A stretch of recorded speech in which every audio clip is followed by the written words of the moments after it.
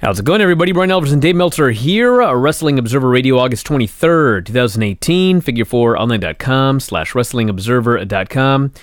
Lots of news to get into here today. I don't even want to start with this, but it's just weird. Lance was on the show. God, it was probably 4, 5, 6 weeks ago. I can't even remember when it was, but we were talking about deaths in wrestling. And There's been a lot of them. Well, that was the thing. We were talking about how, man, there were those days where I'd wake up every day, and the first thing I would say to my wife was, I got to check and make sure that nobody's died. And I wasn't joking. Because I never had those days, but this week seems like one of those days. Well, the thing was, we did that show, and ever since then, it's like every week. Every week? I've been writing, it feels like 3 a week. It's crazy. We had Villano III passing away a couple of days ago, and then Chris Champion. That's since the last time we did a show. And Jim Jamison, who you wouldn't know, but he was a Memphis wrestler. And there's a couple of others, too. Some independent guys. They weren't big names. But, yeah, I mean, Villano, and Neidhart. I mean, Neidhart passed away last week, but he had his funeral. So I wrote, and Walt Harris. I wrote a big story on Walt Harris. The Steve Muslin story I'm actually going to save for next week because I didn't even have room for it this week. I wrote about Villano today. I basically woke up to Villano and Chris Champion. So Villano was yesterday, right? Villano was yesterday, yes. Right, and I woke up to Chris Champion today, yeah. So, yeah, yesterday I spent all day writing about Villano. So, yeah. Well, let's start with him. Villano. The thing that most people are going to remember about Villano in the United States is the match with Atlantis from the 2000 Sin Piedad, I believe it was, but it was the March 2000 show, the mask match, which was, one of the greatest matches ever in Arena Mexico. It's the idea that a match in Mexico, just because of exposure, could win Match of the Year in the Observer poll is kind of unreal, and it did. But it's one of the most memorable classic matches. If you picked like 10 matches in the last 30 years that I would say I wish I was there for, this would be one of the 10 for sure. Just an unbelievable emotional thing. It was just, it's hard to really explain the match because, Atlantis was still in his prime in 2000. Villano was long past his prime by that point. But Villano was one of the top singles guys at the Toreo in the 80s, late 70s, 80s, early 90s, when that place was on fire. And Atlantis by the mid-late 80s was a top guy in CMLL or EMLL as it was called at the time, and remained a top guy. For 2000, he was always a top guy. So this is, I kind of said, like, it's really not like Hulk Hogan and Ric Flair, because I always see, it's not a perfect equivalent, but it's not far from it either. I don't know, maybe it's like, I don't know who, you compare it to, Sting and Randy Savage or something. But it would be like them if they had mask versus mask equivalents here, which they really don't. But Villano had retained his mask at least 53 times. And I don't know how many Atlantis had, but it was numerous times. So it was one of those things where I think deep down everybody knew, Atlantis, Villano was 40, almost 48 years old. He was 47, but he was going to turn 48, I think, a week or two later when the match happened. And that I think they knew that he would lose. And the emotion, the thing that I realized, because I watched the match again, is it was a really unique thing. Villano was the heel, but he ended up being the most sympathetic guy in the thing. And then when you end the thing with his father, who was Ray Mendoza, who was, probably, if you're talking about the non-masked wrestlers, well, even if you throw them in, I mean, Rey Mendoza would be one of the 10 biggest stars in the history of Lucha Libre. And as far as non-masked, the biggest ones, the big four, I would say, were, Solitario, Blue Demon, Mil Mascaras, and Santo, of course, number one. So the big four were all masked guys. But for the non-masked guys, the two guys that were the biggest, for sure, were Perro Aguayo and Rey Mendoza. When I started watching wrestling, Rey Mendoza was like, I don't want to say he was the top guy in Mexico. I think that Solitario and Mil Mascaras were probably the top guys, and Rey Mendoza was probably like number 3. But he was one of the top guys, and so he's out there, and he's about 70 years old at this point, and he's just crying and crying. His son got unmasked. The 18-month-old who's now a wrestler, Villano III Jr. Was in the smokes. Ring. What? Just that fact. Yeah. His son was 18 months old in the ring, and now he's wrestling that night. Yeah, and the wife is there, and just that whole scene. And this guy who, by this point, he was long past his prime. He was a really good wrestler in his day. Great wrestler, one of the best, Villano, and he was the best. Villano was actually a better wrestler than Rey Mendoza or any of the family members, and they were for the most part all good. Villano Quattro was really good. I mean, the first two Villanos, I don't really have a lot of memories of them because I really didn't see them much. But when I started watching the World Pro Wrestling in Japan, so this would be in the 80s. It was on one of the networks, had this cool, it was such a cool show. It was World Pro Wrestling, and they would show tapes of matches, mostly from the United States and some from Mexico, every week. And it would be guys that were kind of famous in Japan. So we would get, cool matches, and they usually showed matches from the Toreo. It wasn't EML at the time. It wasn't EML, it was usually UWA matches. And Villano, being one of the best workers, he was on that show often, and he was really good. That helped when they brought him in for to wrestle Tiger Mask. He was kind of already on network TV in Japan, so the people knew who he was. And I also remember later when the Toreo matches were on satellite, so I would get the tapes, because if you had a satellite, you could get the station in Mexico that aired them. So, I mean, I remember Villano against Chris Benoit and Villano against Owen Hart, and those were great matches. Kinect and Owen Hart was a mask match, but so you go in there and the thing with this match is that I think the people expected Villano to lose. I think, Atlantis was kind of the home guy because he was the guy who wrestled his whole career at Arena Mexico, and Villano wrestled at the Toreo, and had just come to Arena Mexico, and he was a rudo, a heel, when he came for this feud. I mean, he was the heel in the feud. He teamed with the other heels and everything like that.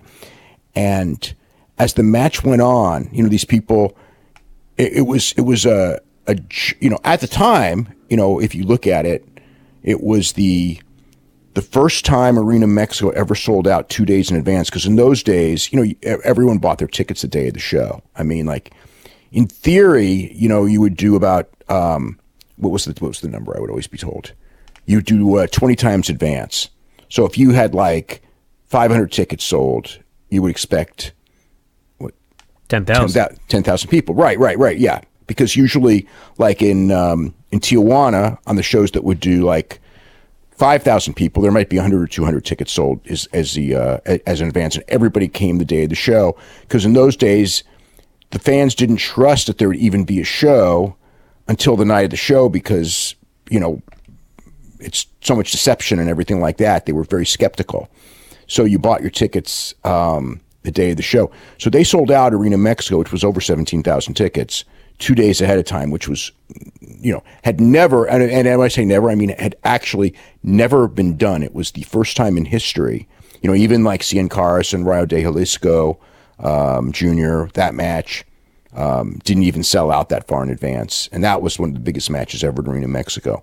So this was the quickest sellout, and then They sold 4,000 standing room tickets, which sounds like there would have been like closer to 22,000 people there, but they claimed it was 20 because the building inspectors wouldn't let them put more than 20 in. They turned thousands away.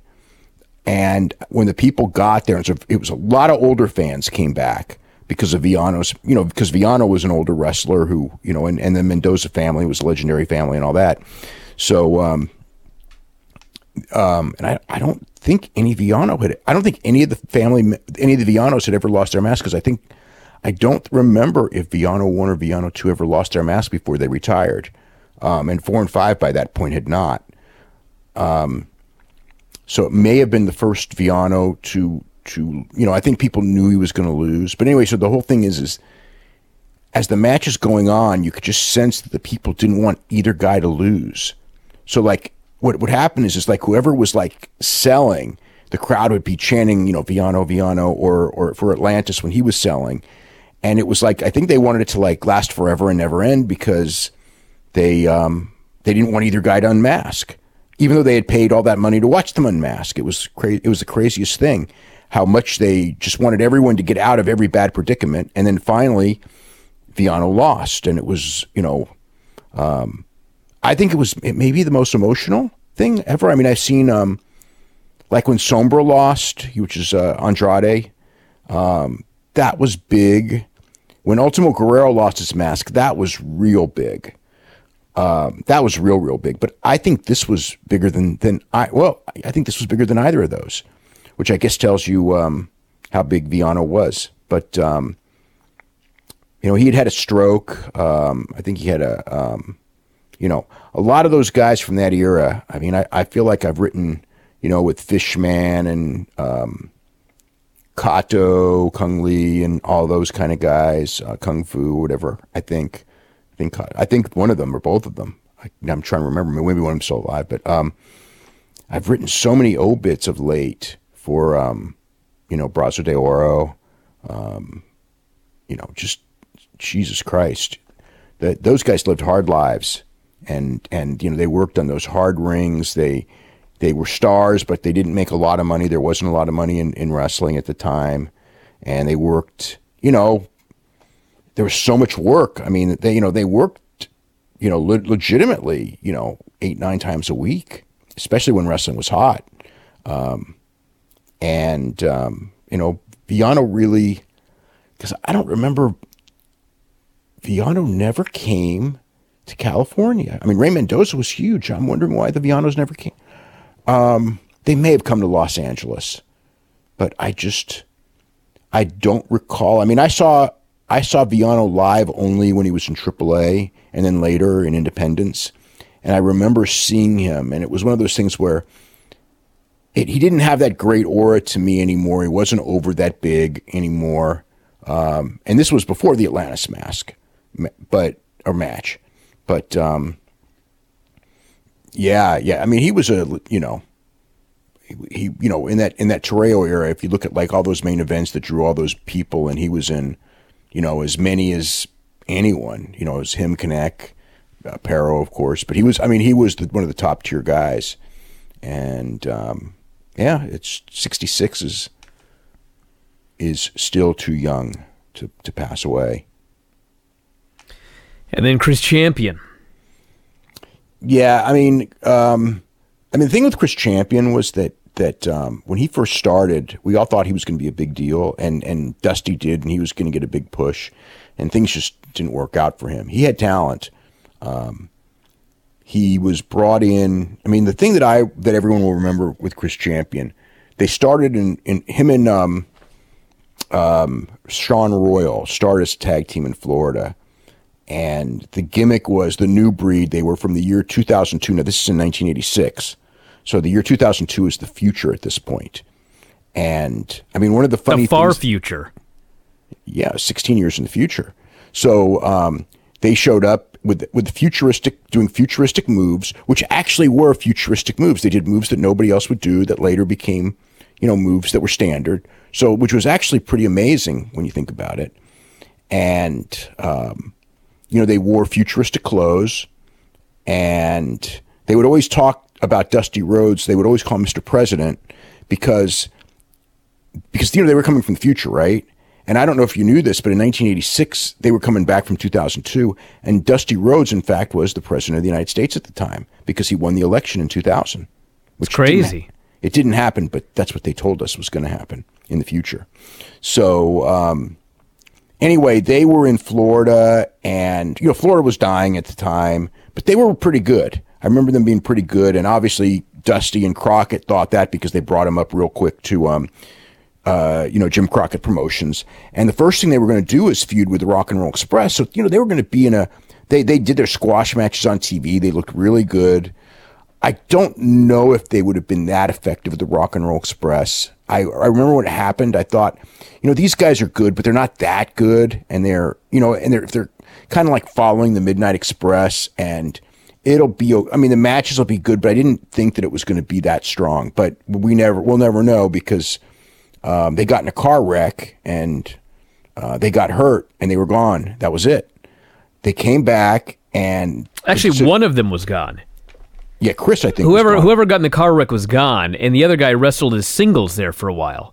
Yeah, but he didn't do anything. No, it was just random singles squash matches. Right. So then he came back, and this is months later. Chris came back, and for whatever reason, I guess because they were getting over as baby faces, they decided to put him against the Midnight Express instead as baby faces. So that was just starting, and then Sean Royal just got burned out on wrestling and just quit. So they didn't have anything there. So Chris as a single didn't do much. He was in, he really didn't do much. I mean, he got a push in Tennessee and was one of the more talented guys in Tennessee in the 90s. But, he got in trouble a lot. He had a bad rep, and it just never really worked out for him. Had a lot of problems. So, I mean, some people may, if you lived in Tennessee, you probably remember Chris Champion. Well, Chris Champion with his brother, Mark Starr, who's also passed away. They were a tag team called Wildside, which was named after the TV show that Terry Funk was in. Do you ever see the TV show Wildside? I never saw Wildside. Okay, so there was a TV show in the mid-'80s on... I think it was ABC. It lasted all of 6 weeks, but Terry Funk was one of the stars. I think, and Jason Hervey played his son. And it went against Cosby when Cosby was like just starting. I think Cosby was maybe in its second season. And I remember Terry was so excited he was going to, finally get his big acting break on television as a star of a television show. And then they put it on against Cosby, and it was just like, oh my God, it doesn't even have a prayer. And in fact, it had no prayer. I think it was canceled by this. It only lasted 6 weeks. I think by about the third week, they'd already decided to cancel it. But anyway, that's where the Wildside name came from. And, they were a good team. They were good wrestlers. So that was kind of the deal with Chris. But Chris was one of those guys, like when he was 25, 26, you thought was going to be kind of a star, and it just never happened. Alrighty, let's talk about some current events here.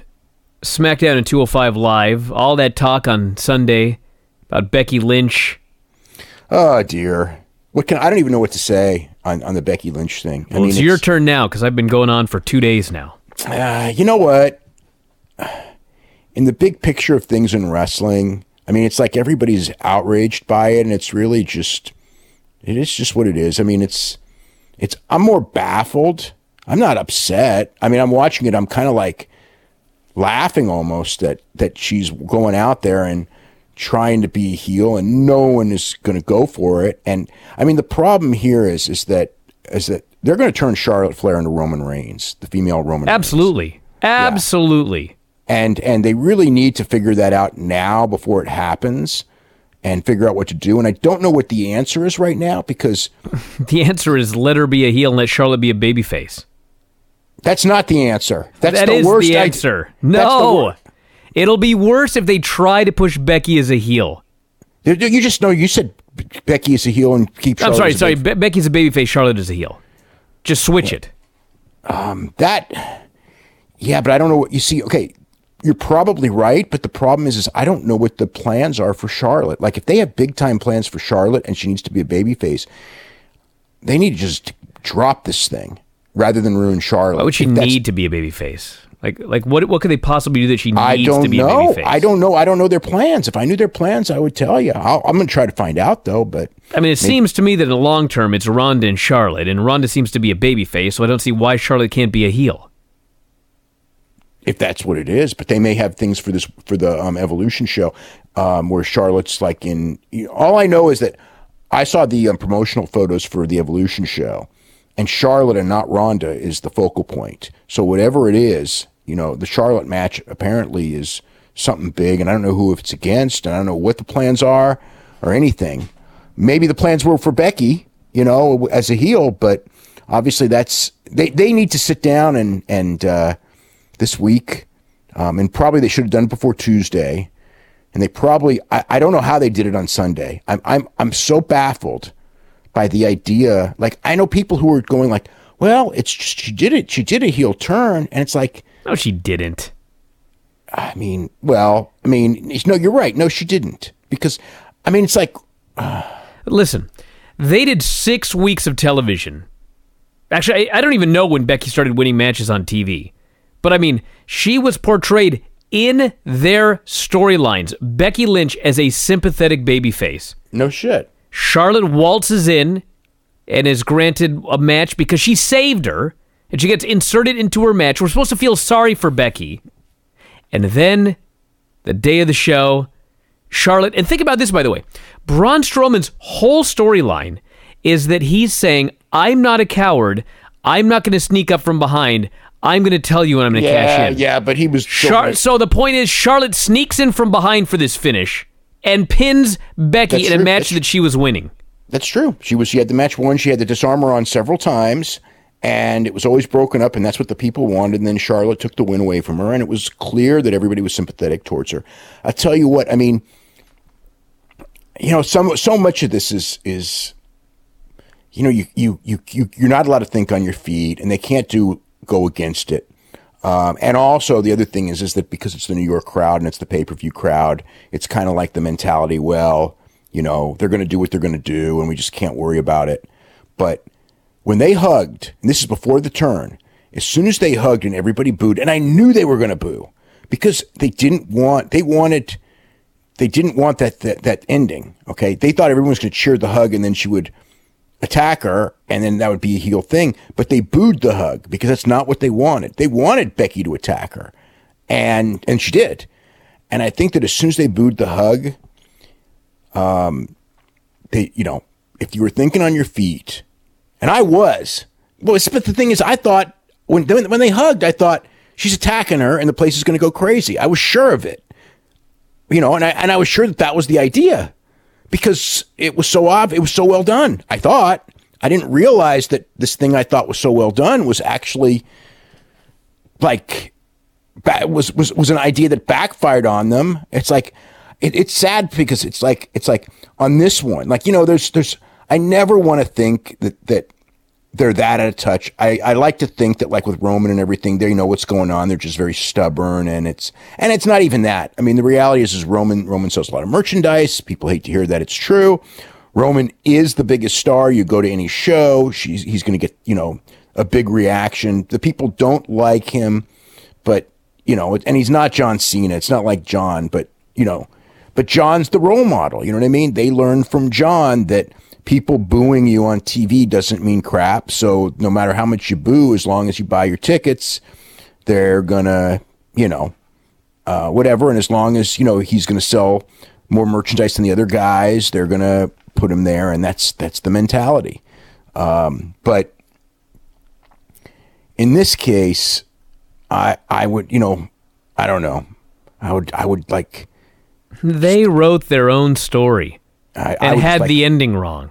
How do you do this? I don't understand. No, that's the thing. I'm so weirded out by this because it's like this one is it felt like they were completely out of touch, and it's not just everyone with Vince. There's there's more than just Vince. You know what I'm saying? There's writers, there's everyone. I don't know who said what and all that, and you know who Vince decided should know what. better. At the end, at the end, it's you know, look, anything that's good, anything that's bad, at the end, you know, there's no passing the buck because Vince is the overseer and it's Vince. So Vince messed up on this one. Then they went on Tuesday, and I guess they wanted to force it, and you know, we'll see how long they go to try to force it. Yeah, I think that they need to figure out a way out of this because they're going to ruin Charlotte Flair. And she's not going to be like Roman Reigns and sell a ton of merchandise. I mean, she'll still be a star, but it's going to hurt her bad if they don't get her out of this thing or they don't do something. And actually, Becky Lynch probably should be chasing she's going to be chasing the championship as a babyface. I don't know if it means get the thing back on Carmella next week and have her chase Carmella again. But I know that obviously Charlotte Flair was supposed to be the champion for wherever they're going next. So it's a really, it's a unique situation. But, you know, I mean, it's kind of, at some point I also think it's really overblown because as far as like all the different things that are going on in wrestling, it's really kind of minor. Just that she was so damn over on the show again and everyone knew she was and she turned on the crowd and they weren't going to let her turn on the crowd. They just made up their mind. But we'll see what happens when, you know, well, God, next week is Toronto. They don't have a prayer of getting her booed in Toronto. I know Toronto. Dude, it ain't even the city. She's been super mega over on every SmackDown for months now. I mean, it doesn't matter where they're at. Well, that's true. You're probably right. But you have to also understand how they think. Of course, next week's going to be the whole thing. I don't understand how they think. I've given up. Next week's going to be, you know, all the Bizarro World stuff. Sure. Because they're doing TV in Toronto on Monday and Tuesday. So no matter what happens, they won't take that seriously. They already have their thing backed up in their heads. So, yeah. The New Day won the championship, which they had to. So Eric Rowan is having surgery this week, torn right biceps. You know, I tell you what, that really sucks for those guys, because both of them, because they were getting a really good push as this unbeatable monster tag team. And I think that it was kind of working to a degree. And now, you know, I mean, look, he's going to be out, bicep surgery. We're talking probably 8 months. And then Luke Harper, what are they going to do with him? Are they going to just ice him? I mean, you remember, I don't, you know, Luke Harper and Eric Rowan were dead forever. I mean, they didn't do nothing with them. Maybe they worked some house shows here and there. They didn't do nothing. And then they put them together. The Bludgeon Brothers gave them the big push. And, you know, there you go. Another injury. So, so it looks like, I guess from watching the TV, so they're going to have Sheamus and Cesaro against Anderson and Gallows next week. And the winning team's going to get the title shot at the pay-per-view. And more likely than not, I guess it's going to be Sheamus and Cesaro. So we're going to go back to New Day and Sheamus and Cesaro is what it looks like. So they're a talented team, and they weren't getting nothing done. So in a sense, you know, one door, you know, an injury opens up a spot for somebody else, and that's just how it is. So that's what it looks like. I mean, maybe they'll go with Gallows Anderson, but I would guess it's probably going to be Sheamus and Cesaro. So mixed tag at Hell in a Cell. Yeah, I don't know. I guess we blew off the other mixed tag thing when Rusev and Lana won, right? They won the match after losing at the pay-per-view. So now we got a new mixed tag feud. It's something. I don't know. I'm not, you know, I don't know. It's there. It's probably not the right thing, but they're doing it. I don't know. I wasn't too thrilled by that at all. What other stuff did they have on that show? They had Naomi and Peyton Royce. That one match wasn't very good. So I guess Naomi and somebody are going to feud with Peyton Royce and Billie Kay. So Jeff Hardy and Randy Orton. So Randy Orton is pulling Jeff Hardy's ear off by the earlobe. And that's not a DQ, but Jeff Hardy comes back with a low blow, and that is a DQ. That was pretty weird. I mean, technically, they've never announced you can't fishhook. You can't pull a guy's ear off like that. That should be like the foul of all fouls. I mean, it should be, but what's the precedent? I've never seen that in the rule book. I guess, but I think it should be common sense. I don't think you should be able to pull someone's ear off. It's probably not right. Yeah. What else? Yeah, Samoa Joe was really good attacking AJ Styles. He's great. Yeah, that was really great. R-Truth was funny, challenging Carmella again. He was funny, but they're going to run this one into the ground. Well, you're probably right, but so far I still like it. There was on 205 Live. Did you see the match on 205 Live with Lindsay Dorado and Grand Metalik against Tony Nese and Buddy Murphy? No. Okay, that's probably the best match on WWE television in a while. If it was on the pay-per-view... Does that count NXT? Or are we just talking main roster? I guess we're just talking main roster because it wasn't better than the matches on NXT TakeOver, but it was NXT TV, let me think. What was the last big one? I mean, it certainly wasn't as good as that tag team title match. I was going to say, we had a 5-star match on NXT television. Yeah. No, it wasn't even in that league. But this was a really good match. It would have been the second best match on the SummerSlam.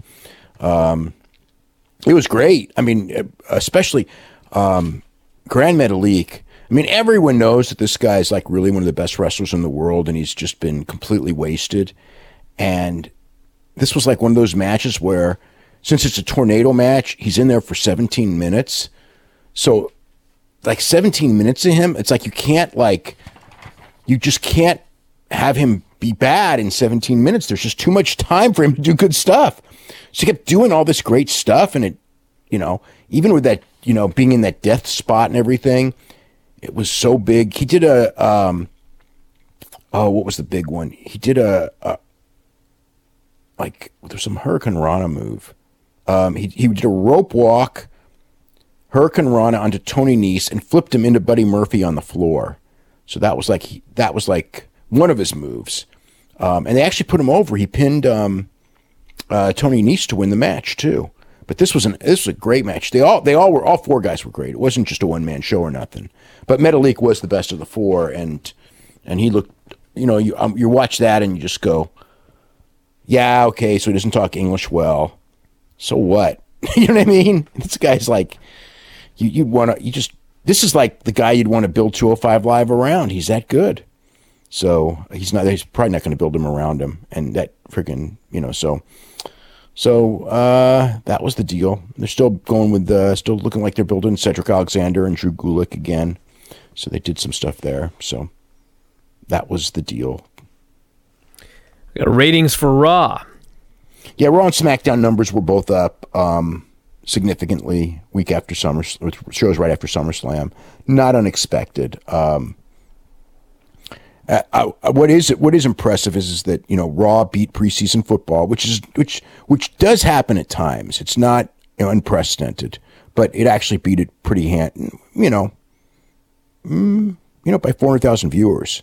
Beat it by a lot, and beat the MTV Music Video Awards by a lot. Beat almost everything on TV for the most part, except for one or two network shows.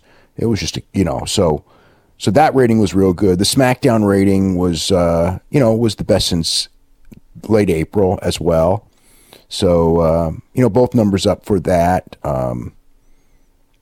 There's no real other thing to say. We'll see what happens next week. I mean, the shows were expected to be up. They're still way down from the same period last year. So at least Raw was. Raw's down, I think it was 9% from the same week last year. So, but the NFL was down like 26% from the same week last year. So I guess that makes wrestling look good because it's down less. I don't know. Yeah, nothing really announced for Raw for next week. SmackDown, they announced 2 bouts. They're going to do Carmella and Charlotte, which obviously is for Becky Lynch to do something. When Becky Lynch attacks Charlotte, the place is going to go so crazy that they probably need to figure out exactly how they're going to work this and not go with a plan, but whatever. I mean, the one good thing about this is that if they just like recalibrate everything and just go, we're going to make Becky Lynch into a babyface, the reality is she's going to be a super over babyface, the most over woman babyface on SmackDown, and second most over to Ronda on the whole promotion. So they might as well just go with it. I mean, the fans are like giving them something, and I always think that if the fans give you a star, you don't go in there and go, you know what I mean? If the fans give you a star, it's so freaking hard to make stars. You don't go in there and go, we don't want it to be a star. And I think in this situation, they will not do that. I just don't know how they're going to do it and how stubborn they're going to be. But the next couple of weeks will be interesting on this one. But yeah, they got to recalibrate everything this week and figure out what they're going to do. If they keep going the way they're going and don't recalibrate, I just think in this case it's going to really hurt Charlotte Flair's career, and they're going to blow it with Becky Lynch too if they keep fighting the crowd. Got some international news. We have cards for the CMLL anniversary show and Triple Mania coming up this weekend. No LA Park versus Rush match, although we will have LA Park in a 4-way mask match coming up on Sunday. Yeah. Okay, let me get the Triple Mania. Actually, it is Saturday. I take that back. It's Saturday night. So, so it's Pentagon, Wagner, Psycho, and LA Park. 4-way mask match in a cage. So what they're going to do is they're wait, who? Psycho Clown, LA Park, Phantasma. Yeah, not Wagner. Not Wagner. Yeah, Phantasma. So, El Hijo del Phantasma. So, the match starts in a cage, and the rules are to escape the cage. The first two guys out of the cage are free, and then the last two guys in have a one-fall mask versus mask match. So that's what they're going to do. And it's really kind of like there's a lot of stuff on the card, and some of it's actually going to be pretty good. But that's really the draw. Lady Shani's putting up her mask against the Hera Fabi Apache. Jeff Jarrett's defending the AAA heavyweight title against Phoenix, Brian Cage, and Rich Swann, which, I think that match, Phoenix, Brian Cage, and Rich Swann are going to make that match very entertaining. La Máscara, Ray Scorpion, and El Tejano Jr. against Joe Leader, Murder Clown and Pagano in a street fight, be a lot of blood and weapons and stuff. Jack Evans and Juventud Guerrera and Teddy Hart against Averno Chessman Superfly in a lumberjack match. Aerostar and Drago have a ladder match against Golden Magic and Laredo Kid, Bandito and Flamita, and Andrew Everett and DJZ. So that's probably going to be a really spectacular match. And there's a 10-man cruiserweight match with Sammy Guevara, ACH, Shane Strickland, and Australian Suicide among the men in the match. So, it's a long match on Twitch. It's on the same time as UFC, so I don't know what I'm going to do. Probably should see it. It is one of the bigger shows. So, they did announce the anniversary show. It's Matt Taven and Volador Jr. against Cavernario and Roosh in a hair versus hair match. So that's the deal. No LA Park. LA Park is on the card. He's going to be in the semi-main event. Cristico LA Park and El Hijo de LA Park against Diamante Azul, King Phoenix, and Penta, which is really interesting because Phoenix and Penta are also booked on the same day for the Impact TV tapings that are going head-to-head. This is September 14th with the anniversary show in the same city. So it is physically possible they can do both shows. But I just can't imagine that CMLL is going to be happy that these guys that are in the semi-main event on their anniversary show are working for somebody else in the same city, head-to-head on the same day. So I wonder how this is all going to play out. So it's very interesting there. Euphoria, Ultimo Guerrero, and Gran Guerrero against Sieber, Charlie Rockstar, and the Chris. for the CML Trios titles. I mean, it's probably not going to be that good. Atlantis, Mystico, and Soberano against Cuatrero, Forastero, and Sanson. That'll probably be really good. Angel de Oro, Audaz, and Niebla Roja against Villano, Mr. Niebla, and Negro Casas is probably good as well. It's a good show. It's, realistically, aside from that hair match main event, it's probably not as good as a lot of the Friday shows. They're about the same as a lot of the Friday shows. I mean, it's been hot, and the Friday shows are really a lot of fun, so it'll be a fun show. But I guess when it has to be a disappointment, especially because, since May, they've been building this LA Park and Roosh thing. And, whatever happened, I mean, Roosh is on the card, putting up his hair. LA Park is on the card. So, why it didn't happen, I don't know. I mean, I guess we'll find out if Volador and Taven both get their heads shaved, that they just don't want to shave Roosh's hair. And that's what it's all about. I had it theorized to me. Somebody had kind of mentioned this, well, it's more than theorized. But the belief is that that in the LA Park Roosh match, that Roosh had to win. And that was the only way they would do it, is if Roosh would win, because they weren't going to let one of their top guys lose to an outsider in a big stipulation match like that. But if he loses his hair, if Roosh loses his hair in this tag team match, and then it's kind of like, then what the hell was the problem? Other than what I just said. And I guess it is what it is. They, it'd be like this giant match, as opposed to just a glorified Friday night card. So, that's, I don't know what's, as far as like, will they do it next year? Will they never do it? Who knows? What's the update on New Japan? Not much in New Japan, but I was doing some stuff. Somebody was helping me, one of our readers, and I was going through some stuff and just going through the G1. And I don't care what anyone says, the top end of G1, I don't know. You can definitely argue this wasn't the greatest G1 of all time. You could also argue that it was. But there's no way that you can't argue this didn't have the most incredible matches of any G1 in history. I mean, these, and as much as everybody said that Ishii was like the main event or the whatever, and Ishii had a great G1, when I went through everything, freaking Kota Ibushi had the most incredible G1 in history. There's nobody ever had a G1 like this. This guy had 8 matches, 4.25 stars or better. It's just ridiculous. 8 matches I don't think anyone's ever done that before. His median match, whatever you want to call it, is 4.75 stars. It's like, this guy was out of this freaking world. Ishii was great. Kenny Omega was great. Naito was great. Sonata was great. Tanahashi was great.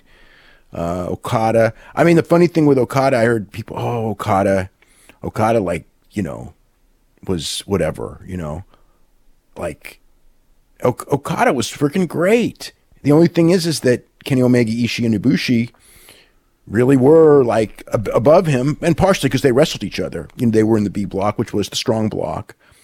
But you put Okada in that block, and he's going to do as well as any of them. I don't know if anyone could beat Ibushi, but he'd probably be up there with everyone. But just those guys, I mean, it was just incredible. How consistent guys were. Essentially, if you took out the matches with Tamatonga and Toru Yano, which, like, they are what they are, you know what I mean? You're not going to have great matches with those two guys, although there were some very entertaining Toru Yano matches.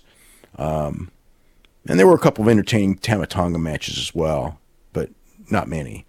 But there were several entertaining Toru Yano matches. But if you take those matches out and just looked at those 6 guys, or the other, not 6 guys, either 8 guys in the block against each other, and it's like Kota Ibushi, Kenny Omega, and Ishii, and Naito, and Sonata just killed it with all those guys. You know, it's like you didn't even have nights off. When it came to like the really top guys, they just freaking killed it. It's unbelievable. So anyway, but yeah, I think that when I look back at this, Kota Ibushi, you know, I mean, Kota Ibushi had the greatest G1 ever. I mean, that G1 final was one of the greatest G1 finals. Let me think. Was it the greatest G1 final? God, was there this like really super one with Tanahashi and Goto? I think that was a G1, or was that just a IWGP? I don't remember now. Last year, Omega Naito. Actually, I think Omega Naito might have been every bit. It's so different from Tanahashi and Ibushi to compare. Omega Naito was more outstanding, for sure. More dangerous, more scary. Tanahashi and Ibushi was more emotional. I don't think hardly anyone was as far as a laid out match, as far as a brilliantly put together match, you know, with two characters that just drew the reactions from people. There's very few matches you're going to see that's as good as that one. That was like, you know, watching Atlantis and Villano, except like way better wrestlers, but the same type of emotion or close to it. You know, as much as you're going to get in Japan for a match where it's, you know, the stips aren't like that drastic. That match. I've watched that match, you know, several times. That match, it gets better every time. It's just an incredible match. So, yeah, I think that Kota Ibushi has not gotten his due for this tournament. What an incredible month. You know, he's got to be in consideration for the best wrestler in this business. Cody had a press conference today talking All In and more. Any exciting notes? Well, he said that they all made a deal. They're all going to stick together, which is really interesting. We'll see how that plays out. It would be really, if it's going to be the Young Bucks, Cody, and Omega, and Hangman Page, and they all stick together, they have a lot of leverage because they could hurt New Japan. I mean, you know, New Japan will survive without them, but they'll really be hurt on the foreign side. But New Japan still has so much talent, and there's, you know, they can elevate guys. It really won't hurt New Japan as far as Japan that much. It will hurt. Losing Omega will hurt, but it won't be like a death blow. In the United States, and as far as expansion, it will hurt a lot. ROH, if they lost the Young Bucks and Cody, would hurt a tremendous amount. That would be a big one. And Page, you know, Page will hurt as well. They all go to WWE together. The WWE has the, you know, like they could make an incredible angle out of it. And I'm just going to bet all the money in the world that they're going to just like completely botch it, because every time they've had one of these things handed to them, they just never make it work. But there's other options. You know, somebody could start something up. You know, I mean, I don't know what's going to happen. But it is intriguing. But, you know, they all, I don't know. I know there's a lot of money for a big angle in WWE if it's done right with all of them. There really is. And that may trump it. At the same time, these guys, man, they've been able to do what they wanted, and you just can't do that in WWE. And, you know, I mean, if they go in on top and make a ton of money, I mean, that does cover a lot of stuff. But, you know, I don't know that you know, it's a risk for sure. And again, like all those guys have different things that they want, but I think that there is a lot of value in sticking together from a power of negotiation standpoint. They do have more leverage as a group than they would have individually, a lot more. It's a risky thing to take, so we'll have to wait and see how this all plays out. All right, moving on to MMA. I guess Brock Lesnar's in this category now for the time being. What's the update? Okay, so the deal with Brock on Monday was that they couldn't come up with any viable idea to put him on television, Now, of course... Excuse me? Of course. Now, why would you advertise them for months and you have no idea what to do with them? I cannot answer that question. But it's like, what could you do? The idea was, what could you do with them? Well, let's see. A contractually obligated rematch with Roman Reigns where Roman beats him. He already fulfilled all his matches, and they don't want to put him on Raw. So that wasn't even an option. He signed for 2 more matches. He did his 2 matches. That's that. He cost way too much to put on Raw. So, I mean, it was like he could go in there and he could do an angle where he destroys everyone and get suspended, but they didn't want to do that because why put him over and make him the focal point of the show when he's not going to be around? They basically just put Paul out there, which was the blow-off of just saying, to explain why there's no rematch, and they, tied up that loose end, and there was, just nothing for Brock to do. I mean, I guess you could have had Braun Strowman get some revenge on him. And you could have, but they didn't opt for that. And I think that maybe, on a show where the idea was for, the big build for the Shield reunion, they didn't want anything that they wanted that to be the focal point and not Brock Lesnar and Braun Strowman. And it actually makes all the sense in the world. Now, of course, that doesn't justify advertising a guy and not having him on the show. I can't justify that. So, but they don't feel a compunction. So, it is that is what it is. All right, we got some matches signed, including end of the year, Chris Cyborg, Amanda Nunes. Yeah, I mean, it's the biggest match they could put together for women. I think that Nunes will be as on paper. She's going to give Cyborg her most competitive fight. Cyborg hasn't had a competitive fight since she did the kickboxing match a couple years ago, where she was in over her head. But as far as MMA goes, I mean, she, Holly Holm, didn't get blitzed by her, but she didn't really do much either. And I think Amanda Nunes is going to be more aggressive.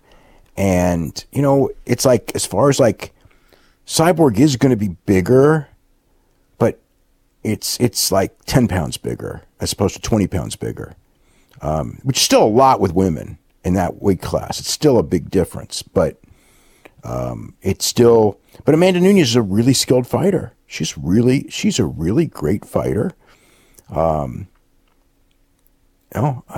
It's still unfair size wise, but if Amanda's got, she could be, I don't know, become like a, greatest woman fighter of all time. She beat Cyborg. So it's a challenge. So she's got a great coaching staff. And, I think the fight will do well. I don't think it's going to do super well, but I think it will do well. I think that come the week, they're not, like Cyborg is a draw. Amanda's really not a draw at all. But I think that the intrigue of Cyborg facing someone who might beat her will do some business, at least. Madison Square Garden tickets. Okay, so that's... here's an interesting thing. So I was looking at the tickets for the Garden show, and everything that we thought was wrong. So... almost, let me get the percentage so I don't get it wrong. Let me see. Madison Square Garden, 75% of the tickets sold were local. It's not a fly-in audience. It's not all in. It's New York, New Jersey, Connecticut, and Pennsylvania. Those are people. They're not piggybacking off WrestleMania at all because they're local people that are buying. So this is Ring of Honor. What? All right, I was confused. I wasn't sure if you're talking about Ring of Honor or the Madison Square Garden show coming up for UFC. I was talking about the show on April 6th. Okay. Yeah. So, yeah, everybody thought that it was like all these people coming in for WrestleMania weekend and buying tickets for Ring of Honor. And it's, and obviously, there are several thousand people who were like that. But most of the tickets were sold to people in the area. So this is not a big fly-in show. This is... it's more than a house show. It's, let me see what SummerSlam was 76%. So it's essentially the same as SummerSlam. So it's some people coming in, not like a house show where you're not going to have hardly anyone coming in, but it isn't like All In where, All In's like 70% outside, 75% outside the area. So that's a real fly-in show. This was not. So it kind of like, I don't know what that means exactly.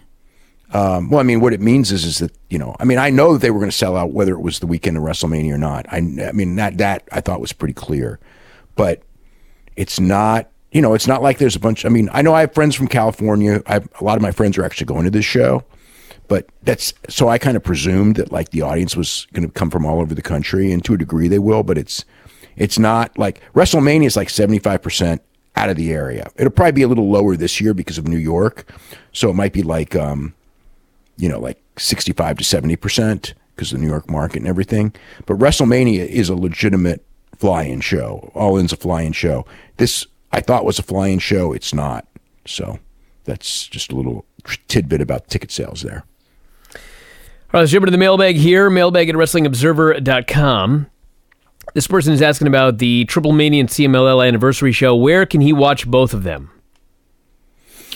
CMLL will either be, I presume CMLL will be internet pay-per-view, and we'll have all the details, when that comes out.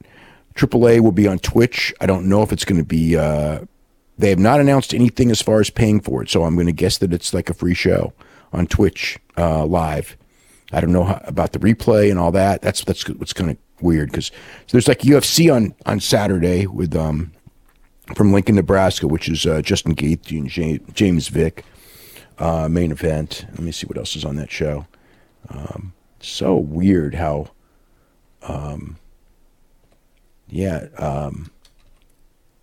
UFC is just, I don't know. Well, I guess it's just, there's just so many shows. It's Gaethje and Vick, which, it's a really good main event. Michael Johnson and Andre Fili, which is Angela Hill and Courtney Casey, Jake Ellenberger and Bryan Barberina, John Moraga and Davison Figueiredo, which actually that's a really good fight. And then we'll see, like Eric Anders is on the show. He's only lost once. It was to Machida. It was a close decision. He's a really good athlete. Yeah. Alrighty, this person here says, what is Day's prediction for the number of buys for All In, including pay-per-view and fight, and the number of viewers on WGN for the first hour? No idea. In theory, regular pay-per-view,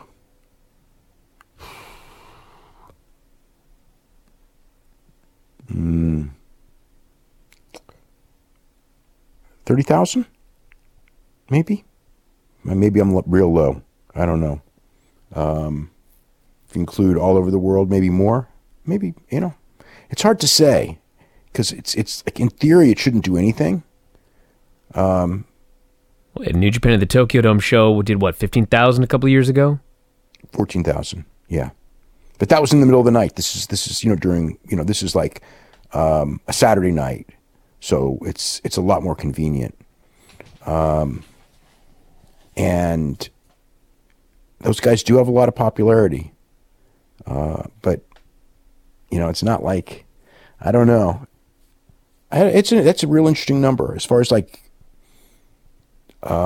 I have no clue as far as WGN numbers. Nothing. Nothing. In theory, based on logic, it shouldn't be that many. But, the whole show defies logic. So, that's an interesting one. If they can get several 100,000 viewers, that's a huge success. If they get 20,000 buys on pay-per-view, I think that's a big success. I think that they should beat it. They should beat 20,000 easily, I think. They sold 10,000 tickets in 29 minutes. So you would think that they would get a lot more than that on pay-per-view, especially if you add in for the fight, stuff, you can get it all over the world.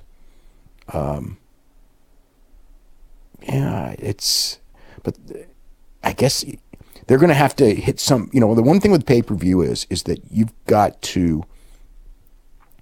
It's a decision that's usually made, like at the end.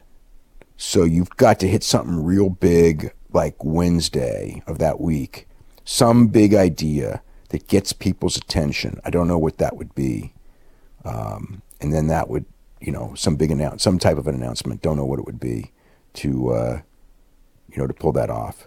So, but yeah, I think maybe 30,000, 40,000 buys. This person here has an interesting question. It's regarding Cody and WWE. Do you think Cody could be enticed to go back to WWE if they included him getting to use the Rhodes name again permanently? Well, they're not going to do that, so it doesn't really matter. If he comes back, of course he'll use the Rhodes name, but they're not going to give, they're not going to go and it's just not what they do. They're not going to go and say, hey, if you come back, we'll let you use the name when you leave. Hell no, they're never going to do that. So it's, so I don't think that'll be a factor. This person here says, is the point of getting Kurt Angle off TV right now to give him time to get back in ring shape to return for one last main event run? I hope it's just for like matches here and there. I don't think he should be wrestling regularly. I mean, he is going to be wrestling. That is the idea. But, I mean, it's like a match here, a match there. I think he can handle it. And maybe not. I'll tell you what. Every time he trains to get back, he gets hurt. I mean, it's happened so much. I mean, it's like at some point, it's like I know mentally in his mind, he thinks he can do it. I think that he can train he probably can train at a certain level and not get hurt, but he just seems to get hurt a lot now. Every time he does this comeback, there's something. His knees are a mess. I mean, that's just the reality, and they're not going to get better. So, as far as like doing a match at WrestleMania, sure, I mean, he can do that. But a main event run where he's like back as a full-time regular, no. I mean, he may want to do it, and they may even want to go for it, but I really think that's not. I just don't think it's going to work. Just too many straight years. I remember at the end with Impact, it's like he'd go in there, he'd have some really good matches, and his knees would be messed up, and it's just like that's just there's that's. He's done too much in his life and his body's worn out.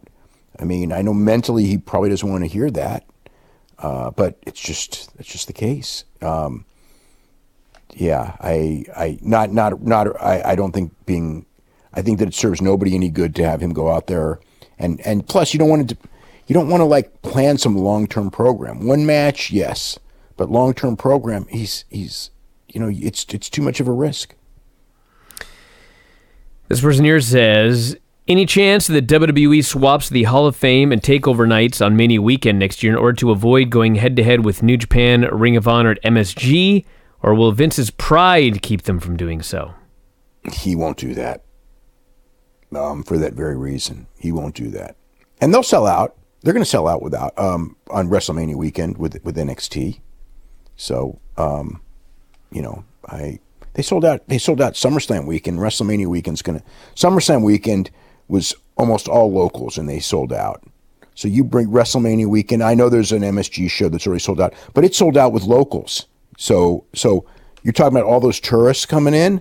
They're not the ones who bought the Ring of Honor tickets. They're coming in, and there are no Ring of Honor tickets left.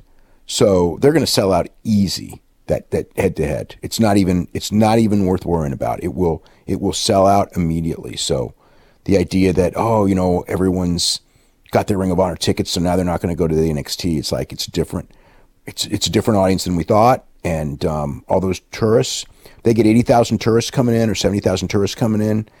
They're going to want to go to enough of them are going to want to go see NXT, and they can't get into MSG. So they're not going to switch that. And there's no reason to.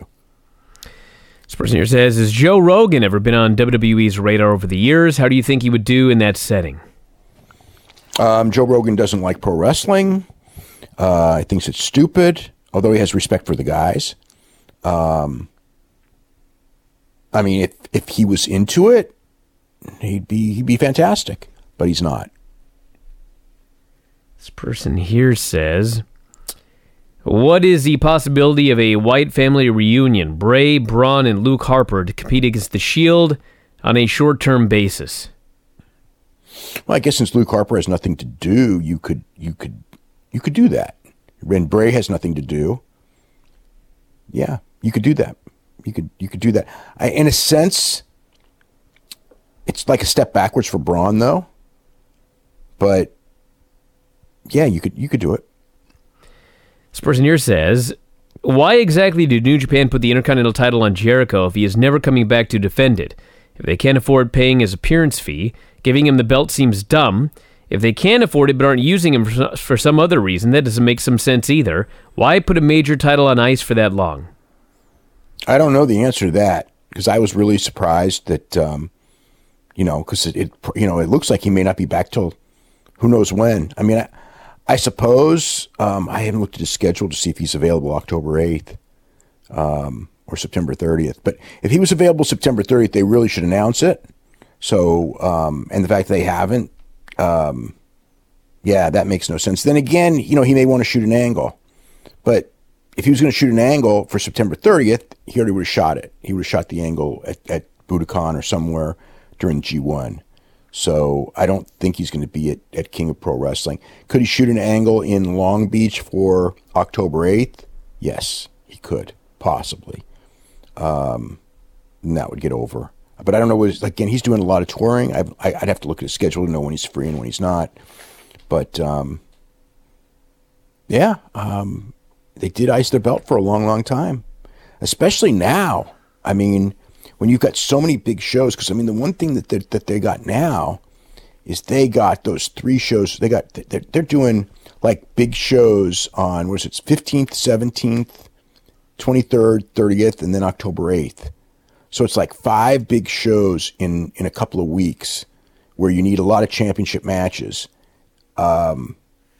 So, yeah, you could certainly use Chris Jericho and the Intercontinental title on one of those shows. Absolutely. All right, everybody. On that note, we're going to wrap it up for today. The New Observer is up on the front page right now. You can head up there and check that out. We got that. We got a back issue. We got a ton of shows. A lot more shows to come. Lance Storm back tomorrow, Friday, for Figure 4 Daily. You can look forward to that. So check it all out. And that is it. We will talk to you again after a while.